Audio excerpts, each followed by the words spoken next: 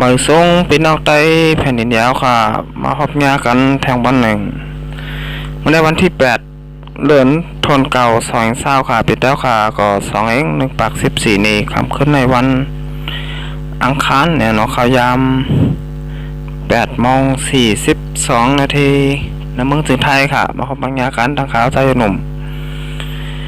แทงปอกหนึ่งเนี่ยเนาะคำขึ้นในก็ข่าวใจหนุ่มจะมี3-6ข้อข่าวมาอันนี้พี่น้องผู้ปันแทงเข้าข่ากว่าจ้อมกันแทงข่าว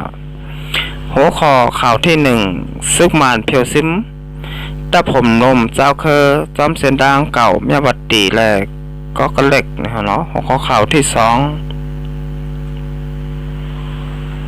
นายิงก็เอาลูกอ่อนมานั่งแปดแหล่ก้นเมืองเฮาอ่ำตกหลียังลาหัวข้อข่าวที่3จุ่มยิบกองกลางยื้อก้นเมือง2ก็2วันทับกันในเมืองจึงได้ปลดห้องเอาค่ะสังวาพี่น้องเจ้าค่ะ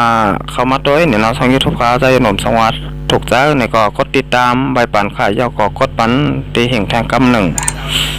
เป็นมาปันแทงช่อง YouTube ค่ะใจยอดหนุ่มยอดโตลีงามเนี่ยนะพี่น้องเจ้าค่ะติเลยหันข่าวอันต่างเปิดยาวก็อันต่างสุดค่ะเอาค่ะก็งี้จงขอบใจถึงเนี่ยนะพี่น้องเจ้าค่ะเตียนเข้ามากดไลค์กดแชร์ยาวก็กดติดตามปันช่อง YouTube ค่ะใจหนุ่มอยู่กูก็กูก้นค่ะเอาค่ะเข้ามาด้วยหัวข้อข่าวที่1วันต่างสุดค่ะซึกมานเพียวซิมตะผมลมจุ่มเจ้าเคอจอมเส้นต่างเก่าเมียบัดติและก็เล็กปานไหนซึกมานเลยตะปะแลนดินPCF เนี่ยนะโฮมกันเสยกว่าย่าเพียวซิมตะผมลมจุ่มยิบกองกลางเจ้าเคออันปักตะไว้จอมเส้นต่างเก่าเมียบัดติก็เล็กเมืองยางในเย้าเจ้าซึกหลงเจ้าคิดตัวผู้น้ำเนยกูลองตัปเปอร์แลนดิน PCF เนี่ยน้องเมืองยางลาติสิข่าวว่ายันเปอร์ซึ่งมาถูกตึกยื้อตีตับสายลมหิมเส้นตั้งเก่าเมียปฏิก็เล็กเมื่อเลินป่นมานั่นแหละจังไรมีจังไรโฮมมือกันตั้งซึกมานเสียยาวเพียวซิมกวาดล่างนาลีหิมหอมนั่นเดี๋ยววันที่6เรือนที่เก่า2020เรือนเก่าลอง4คำปีได้2แห่ง1/14นี้ในเย้าในวันนั้นก้อยหนังเก่าผู้ก้อนตับจุ่มของสีง้ำเย็นKNU และ KNLA PC ก็ยืนยันรัดว่าซึกมาและตับเปิลแลนดิน PCF พร้อมกันเสียยาวกว่าจุดเผาตะผมลมจุ่มของสีง้ำเย็นย่างเนี่ยเนาะอันปักตับมาข่าวต่างหึงเสียดปีปลายหิมบานยานกกเว้งก็เล็กแหล่ไฟใหม่กว่าซุ่ม6หลังในเย้า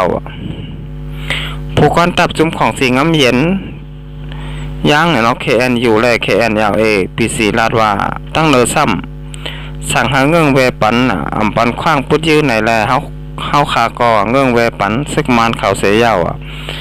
ภายเนื้อที่สั่งมาว่าหาขึ้นปอกมือตีเงาจึงถูกก่อโก้ไหนแหละเฮาตั้งหมดอันตกปุ่นพรตีตับห่มลมนั่นเน็ตอ่อนกันค่ายมือตีเงาจึงว่าไหนถูกก่อโก้ไหนเป็นเงาจึงจุ้มของสีง้ำเย็นย่าง KNU และ KNLA PC เสียมีไว้เนื้อเจเวงก็เล็กเมืองยางว่าไหนย้อนว่าจุ้มของสีง้ำเย็น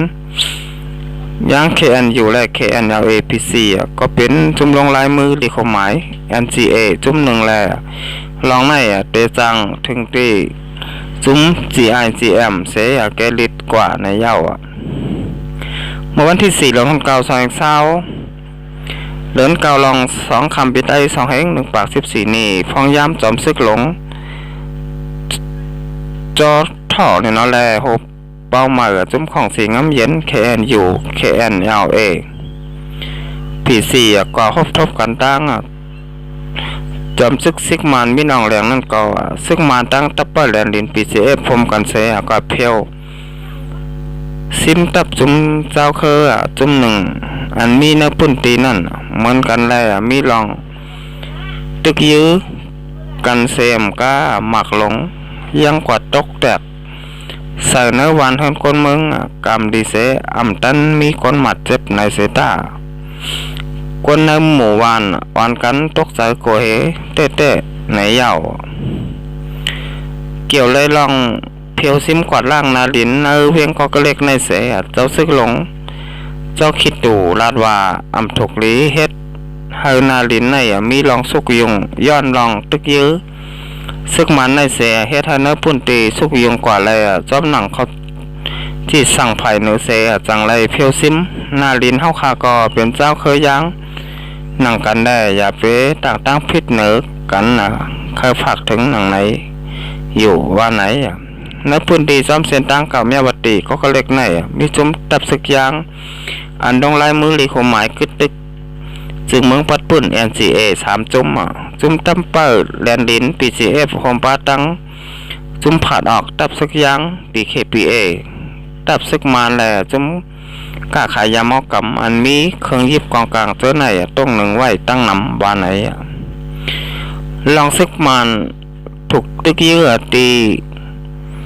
มีคนดูตายหมัดเจ็บกว่าตั้งนำในภายตับซึกยางโฮมตุ่มเจ้าจัดยางแขนอยู่และตับซึกยางผึกปองพรปังติโมคลีสีดี KPA อันเป็นจุ่มลงลายมือ NCA 2จุ่มในแต่ออกมาลาดว่าอำไรเกี่ยวของจอมลองตั้งอันในเย้าภายซึกมันแต่ลาดว่าเมื่อฟ้องซึกมันตกยื้อในวันที่30เดือนธันวาคม2220เดือน9เมื่อ12 คำปีใต้2 1ปาก14นี้นั่นมีข่าวลือออกมาว่าเป็นจุ่มผาดออกตับสึกยางตี KPA ก็ตะกี้ซึกมันตีตับสายลมในเย้าว่าไหนเอาขาอันนี้ก็ยังเอาตีข่าวของเว็บไซต์ได้แล้วต่างๆไว้นะฮะเนาะเกี่ยวกับได้ลองซึกมันได้ตับเป้าแลนดิน PCF นะฮะเนาะก็อันกันกว่าเผาแบตเนาะตับผมลมของตับซึกพี่น้องย่างเขาเนาะน้องย่างแขนอยู่เนาะจอมแลนดินเนาะเมียวัตีเส้นทางเก่าเมียวัตีแล้วก็เล็กนะเนาะค่ะอันนี้ก็เป็นรายสร้างซึกมานเขาเนาะใครมายามาเกาซึกจุ่มยิบกองกลางเจ้าเคอเนาะแต่อันมีอยู่ในเมืองโฮมตุ้มและในเมืองสันลอยจึงแต้วค่ะกูหมูกูจุ้มในก็วาลายค่ะเอาค่ะอันนี้ก็เป็นลายเฮ็ดลายสร้างตับศึกมานเขาวันเมื่อไหร่นะฮะเนาะเอาค่ะจะได้มาด้วยหัวข้อข่าวที่2ค่ะน้ายิ่งก้อนหนึ่งเอาลูกอ่อนมันนางแปดแหล่คนเมืองเฮาถูกลียังลาวันไหนเมื่อวันที่7เดือนธันวาคม2020เดือน9ลองหาคำปีใต้2 1ปาก14นี้น้ายิ่งก้อนหนึ่งเอาลูกอ่อนมันนางอันตึกสังหาเกิดยาวนั่นก็เปียตีกุ้งลอยหินก่ออันจำวันทั้งวันหอยหมูน้ำตกเนาะเจเวียงไรขาเจตอนไหนแหลมจึงได้ประจานเกี่ยวได้ร้องในเสคนเมืองในพื้นที่ก็หนึ่งรัดในว่านางอ่องคนเมืองในน้ำตกกว่าท่อพันหญ้าลูกอ่อนแหลงอันตึกเกิดยาวไปต้านหึงถูกแปดไว้ตีกุ้งไหลหินก่อจำกองยุกยักมือข้าวยำกลางเนื้อเนี่ยเนาะก็มองไปเสมันนางขึ้นก่อนลาดหมอยาฝ่ายป้าอยู่ลีหลวงปองจึงน้ำตกและเจอเขาขึ้นร้อยกว่าใจเอาลูกอ่อนแรงมาลูกอ่อนแดงไหนเป็นลูกเผอก็อ่ำหูก็เอามาแปดก็อ่ำตันหันกามลีเต้เย้ามาอ่ำมาครบกาบลูกอ่อนกว่าตัวลูกอ่อนก็เป็นลิ้นหลายมีปลาหอยเจ็บแหล่ขาเป็นใจอ่ำลีซ้ำเต้ก้นเมืองแหล่หมอยาเข้าใจกันนุ่มลาลูกอ่อนอยู่วันไหนสืบรัดแทงว่าพายคอยเย้าถกเลี้ยวลูกอ่อนเป็ดจังไหนเสียอิดสังว่าขมีลูกแลซ้ำขมีลองเกี่ยวเสื้อจอมคนใจไหนถกลีกว่าหาเห็นหูลายให้กังมันตีหมอยาเขาไหนลีตีสุดเย้าลัดในหนังไหนลูกอ่อนแดงนั่นเป็นนางยิ่งเสียก้นมึงนาเฮินหลังหนึ่งย้อนเก็บเลี้ยงหนูเป็นลูกลางในเฮินเย้าแหล่มีคนหิมหอม วันกันก็สู่ต้วยปันแทงเจอเสียตอนเงินจ่ายลูกอ่อนแดงตั้งนำอยู่เย้าว่าไหนเอาค่ะในก็อีเงามาติดข่าวของเว็บไซต์ได้แล้วเต็มต่างไว้เนี่ยเนาะเกี่ยวกับเลยลองมีนางยิงก้อนหนึ่งเนี่ยเนาะเอาลูกอ่อนมานางกว่าแปดนะเนาะตีเนื้อหอยเนื้อร้อยเนี่ยเนาะอันนี้ก็ดีมองต่อจอมเตะขาดอยู่ดีลีซ้ำเอาลูกเอาล่างกับแปดเนี่ยเนาะหัวมีรองตางหยับผุดเจิ้งหือเนี่ยเนาะอันนี้ก็หัวลองเปิงเป็นเตะมีเตะเนาะเขาก็เป็นอันดีไม่ต่อจอมอยู่เนี่ยเนาะก็ว่าปอหลอนอย่างม้าเนี่ยเนาะก็ปอแม่มันนางเปลี่ยนผ้าเนี่ยมันนางก็เตะไรหูเย้าก็ไรหันเนี่ยเนาะอันนี้ก็เปลี่ยนไว้ตีเจเวงลายขาเนี่ยเนาะเอาขาอันนี้ก็เอาขาลองตั้งซึ่งไหนถูกลีมีเย้าก็ถูกลีเป็นเนี่ยเนาะก็ว่าสังว่าขาใครมีลูกอ่อนเนี่ยก็โดไลหาล็อกลายแต่เตะให้กังมันไว้เนี่ยเนาะอย่าไปให้มันมีเนี่ยเนาะสังว่ามีเย้าก็เข้าขาโดไลเลี้ยงรูมันกว่าเนาะกับนั้นพี่น้องแต้วค่ะเนี่ยเนาะ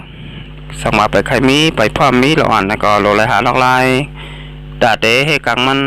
ง่ายๆก้อยเนี่ยเนาะหยาบเนี่ยเนาะอันนี้ก็เรื่องเล่าเนี่ยก็เปลี่ยนไว้ที่น้ำตกเนี่ยเนาะเจเบียงไล่ขาเจตอนดอยแหลมจึงได้ปอดจานค่ะเอาค่ะสืบเสร็จแล้วค่ะมาตัวแทงหัวข้อข่าวที่3ค่ะซุ่มยิบกองกลางยื้อก้นเมือง2 ก็2 วันทับกันเนื่องจึงได้ปอดห้องน้ำมึงจึงได้ปอดห้องเจเบียงลาเชลและเจเบียงสีป้อนนั่นมีคนยิบกองกลางยื้อก้นวัน2 วันทับกันตาย1 ก็มาเจ็บ1 ก็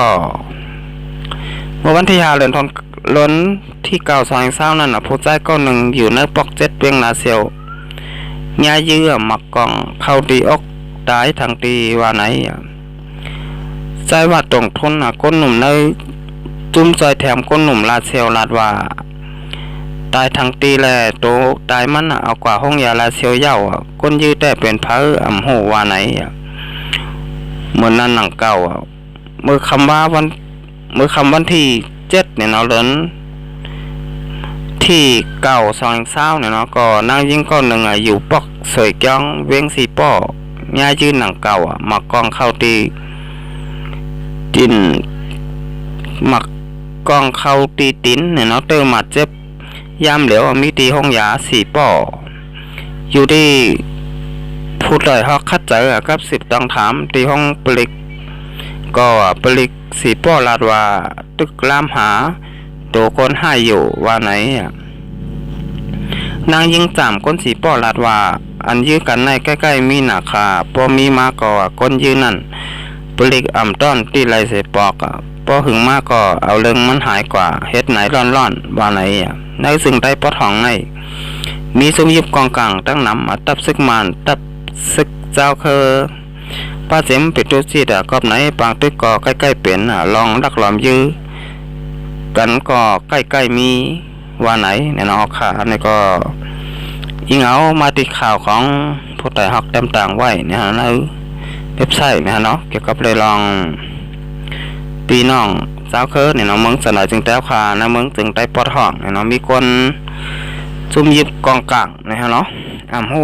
หมู่ยาก็หูจุ้มหูว่าเป็นพระเนี่ยเนาะก็มายื้อคนมึง2 วันทับกันเนี่ยเนาะก็มาเจ็บ1 ก็เอาค่ะก็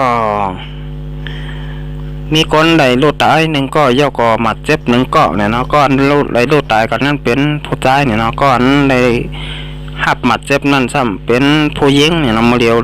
ก็เลยรักษาตัวไว้อยู่ที่ห้องยาเนี่ยเนาะเอาค่ะนี่ก็ยังช่วยเสียหายย่อก็เจียวแคนไว้เนี่ยเนาะเอาค่ะอันนี้ก็ดีมองต่อจำเต้นนะพี่น้อง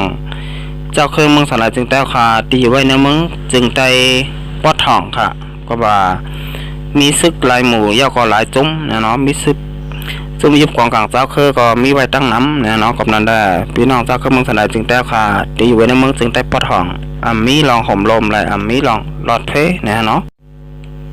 เอาค่ะอันนี้ก็รู้ได้ไว้สติกันน้ำเนี่ยนะพี่น้องเจ้าก็มึงสนายจึงแต้วค่ะมาอยู่ไว้ปอดห้องมาอยู่ไว้ปอดจานมาอยู่ไว้วันในเมืองแล้วเนี่ยนะที่อยู่ในเมืองสนายจึงแต้วค่ะเนี่ยนะค่ะไว้สติวิทยานำค่ะเขาค่ะเตะหลอดเพเขียนเนี่ยเนาะเอาค่ะตอนแต่วันมาได้เขาใจอยู่หนุ่มในก็เตย้อนกึดลีรายการไว้ก่อนเนี่ยเนาะสองใครมาพบมางากันแทงวันนาค่ะสองพี่น้องแต้วค่ะถูกใจสร้าง YouTube ค่ะใจอยู่หนุ่มในก็ออนกันกดติดตามไปค่ะยอก็กดวันตีหิ่งแทงกำหนึ่งเนี่ยเนาะสำหรับปันแห้งทาง YouTube ค่ะใจอยู่หนุ่มยอดตัวหลีงามใจอยู่หนุ่มแนวเต็มนี้แห้งใจเนี่ยเนาะเฮ็ดคลิปวิดีโอออกมาแทงน้ำเนี่ยเนาะเอาค่ะตอนแต่วันนี้ก็ย้อนเมื่อสงคราม